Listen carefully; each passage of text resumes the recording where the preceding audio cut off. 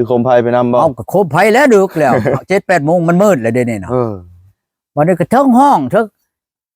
คอยกะว่าคอยห้องนั้นอยู่ห้อยเมาในชี้ยังเงี้ยอยู่คือคอยห้องคอยจนก็เฮ้ยนี่แล้วเนาะอันเอาอันมือใส่ปากวันนี้แล้วเฮ้ยมันไปแบบมันทุรโขงนี่แล้วไปหลอกหวยช่องมือคอยใส่ปากอยู่ใช่เฮ้ยมาเด้อคอยว่าก็มิดเฉยหน่อยโทรใช้กับบริเปิดโทรศัพท์เอาแล้วเห็นได้บัดนี้กล่องมึงชีวาได้เดี๋ยวนี้นะไปเข้าไปหาพ่อตู่อันนั้นพาเต็งเข้าไปนะมันเดิกเลยโอ๊ยไปสิได้แล้วสิไปใช้ได้ลุงเลยมอนั่นก็ดีเลยจ้าไม่เช่ามาแล้วคอยโทรมา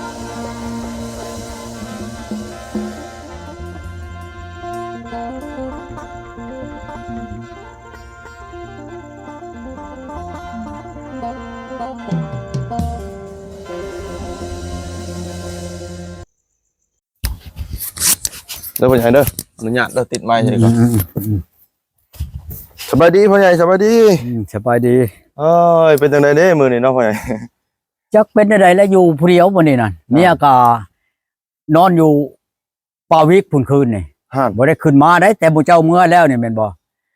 เจ้าเมื่อแล้วข่อยว่าจะไปนำนั่นข่อยก็ไปนำถามอยู่หั่นบ่เห็นอยู่เถียงอันนั้นน่ะมาแล้วก็เดึกเติบแล้วบัดนี้7 โมงอันนั้นแหละคอยกับปูบ่อยู่บ่นอนแล้วบัดนี้แล้วคอยโทรใส่บ้านเมาจักหน่อยแล้วยังอยู่ได้อันใกล้ๆเฮือนเจ้าหั่นแหละจักหน่อยแล้วไปเนาะเมื่อดอกว่าฉันอันเขาเว้านั่นหมออันชุดนั้นโทรใส่น่ะคอยโทรนั่นติดทำบ่รับบัดนี้แล้วก็พังบัดนี้พัง7 โมงแล้วคอยปูบ่อยู่บ่นอนเลยยังบ่เห็นเมียขึ้นมาเลยคอยไปบัดนี้ไปใช้เถียงหลานนั่นไปถามบ่เห็นได้เขาว่าเอาเลยมึงไปหาช่วยกูนึกว่าหำว่ะมันก็ลงเพียงจับเอาไปหาเลาะตามห้วยนั่นแหละกับมันน่ะมันเลาะลงใต้ตัวเองเลาะขึ้นเหนือคือมาโคมไปนำบ่พ่อใหญ่ถึงงั้นคือโคมไฟไปนำบ่เอาโคมไฟแล้วดึกแล้ว 7-8 โมงมันมืดแล้วเดี๋ยวนี้นะวันนี้ก็ทั้งห้องทั้งคอยกะว่าคอยห้องนั้นอยู่ห้อยเมาในชี้ยังเงี้ยอยู่คือคอยห้องคอยจนก็เฮ้ยนี่แล้วเนาะอันเอาอันมือใส่ปากวันนี้แล้วเฮ้ยมันไปแบบมันทุรโขงนี่แล้วไม่เฉยหม่อยคอยขึ้นมานอนวันเช้านี่มันเมื่อแจ้งน้องคอยว่าคอยขึ้นมาเลยเห็นค้อนคูรูอยู่ในข้างนี่คอยบหารนอนนำเมื่อคนนี้แท้ไปตั้งแต่เจ้าบ่เมื่อผมบ่เห็นหน้าเห็นตาเลยมันหาเว้ากับข่อยนะพออยู่น้ำบ่ได้ดอกมันว่าอันนี้เห็นแล้วบ่มันความเว้าของมันได้ทางน้องน้องน่ะก็บ่เห็นเนาะมันก็นำอยู่บัดข่อยเมื่อเช้านี่ข่อยว่าคันถึงว่าข่อยบ่ได้เฮ็ดแบบนั้นน่ะเจ้าบ่นั่นน่ะไปบ่กินน้ำมันกับข่อยอยู่ธาตุพลพี่บ้าบ่ข่อยจะไปกินให้หยังข่อยว่าคันจริงใจนั่นก็กินเล่มแม่นบ่น้ำข่อยสิเสีย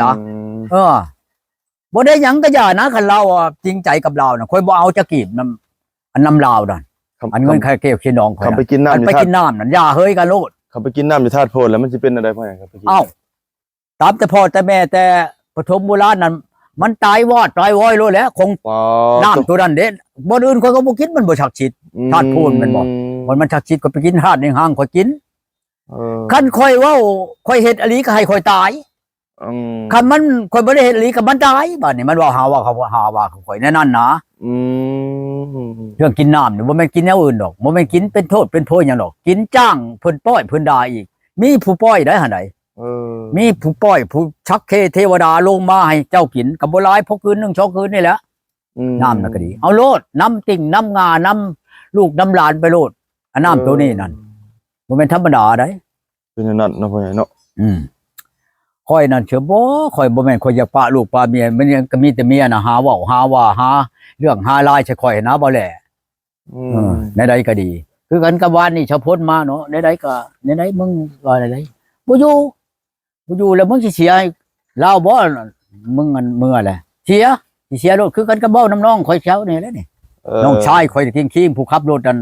ไปเมื่อนั้นแหละรถกระบะรถวิโก้นั่นข่อยเมื่อฮอดเอ้ยข่อยแล้วข่อยเชียคืนให้โลดมาคุ้มไม่น้องเมื่อน้องข่อยเมื่อช่วงมานี่นั่นมันอยู่ในเฮือนนั่นพอกช่อยนี่โอ้มันก็เมื่อบ่ได้แล้วมันว่าหมอนี่ก็คานเขามาขอ ลูกขอเมียลูกหลานมันเองว่าชนะมันก็แม่นของเขาแล้วมันเรียกเขาอยู่กับบ่ให้ค่านะจนมอนว่าเจ้านั้นใช่ทั้งการบ่ผลิตทั้งการบ่จังอยู่ได้เท่านี้นะการว่าผลิตทั้งการสิแล้วสิเป็นโทษเป็นนี่มึงค่อยก็สิปะสิเข้าไปเว้ามันว่าจังมีชะม้อยเช่านี่นั่นของว่ามันค่าแล้วบ่อื่นเจ้าก่อนเขาว่ามื้อนี้แล้วบ่อื่นแล้วบ่ฮือมันเว้านั่นมันอยากเมื่อมันอยากหนีนั่นโอ้ค่อยจะมาเอ้ยน้องมันเองเลยเน้นข้อความมาใจอันอยู่บ้านกินมานี่บอกนั่นนี่สรุปว่าอยู่ในเรือซะเดี๋ยวนี้นะพ่อใหญ่ ฮะ มีพ่อใหญ่น่ะสรุปว่าอยู่ในเรือซะตอนนี้นะอยู่ในเรือเรานะ อยู่ผู้ใดอยู่บ้านผู้ใดอยู่ในเฮือนนั้นบ่อนผู้ไปขอน้ำข่อยมื้อนั้นแหละเฮือนมอลีอยู่ในบ้านคุณบอกในบ้านใหญ่พุ่นแหละอยู่พุ่นก็อยู่ข่อยบ่เมื่อชิ้นเชื่อพาแพ้นี่ใครเช้าอันผู้เช้าพุ่นผู้ไปนำมันมื้อนั้นพุ่นมาเอาเราบ่เมื่อเอาเด้อยากมาเอาก็มาบ่อยากมาก็อย่าได้บ่แม่นของอีแม่ข่อยเราแล้วว่าในนั้นเลยได้วนไว้เพียงเอาเชื่อเอาแพร่หมู่เมื่อให้หมู่อยากมาเอาก็มาแล้วคันสมมุติว่าข่อยให้บ่ข่อยบ่ให้มาบ่ใกล้เถียงข่อยใครแล้วบ่เจ้าบ่อยากมาเองเจ้า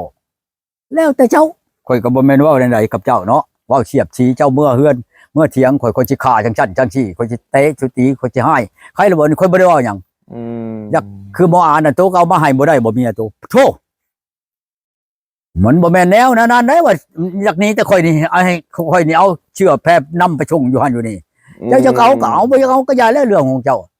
ชิ้นเชื่อของมันยิงนี่ออกแต่คิงเลยข่อยบ่บายเด้อข่อยชื่อบ่ชื่อไดเมียสิอาบน้ำอยู่เอาชิ้นนั้นมาให้ข่อยบ่ได้เว้าพี่บ้าเด้ข่อยสิเอาชิ้นพื้นมาถ่ายให้เมียนั่นเจ้าจักแล้วเจ้าข่อยบ่ได้ข่อยบ่บายได้คันออกแต่คิงเลยข่อยเป็นคนบ่บายผิดบ่พ่อใหญ่เอ้าก็ผิดแล้วของชินทำก็มีคือกันผัวเมียแม่นบ่ฉันกันแล้วบางคนผู้เขาคลำลีเพียกตากผ้าตากแพร่ตากนั่นจากนี้เขาก็ยังบ่รอดได้ตะลุมตะลังนี่มันก็มีหลายได้เรื่องอันของคลำนี่ได้อันนี้ก็บ่แม่นว่าคลำแม่นบ่คือเจ้าบ่มีชินมีทำชินเมียเอาไปชงให้เมียโอ้บ่ได้ข่อย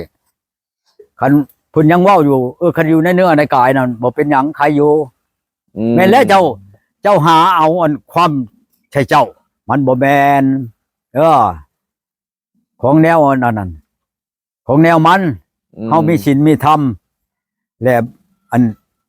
ชินผ้าหน้าแพร่ของลูกของเมียของมันอยู่ต่ำแต่ตากเพิ่นก็ยังชินนี่เพิ่นยังบ่ให้ตากสูงได้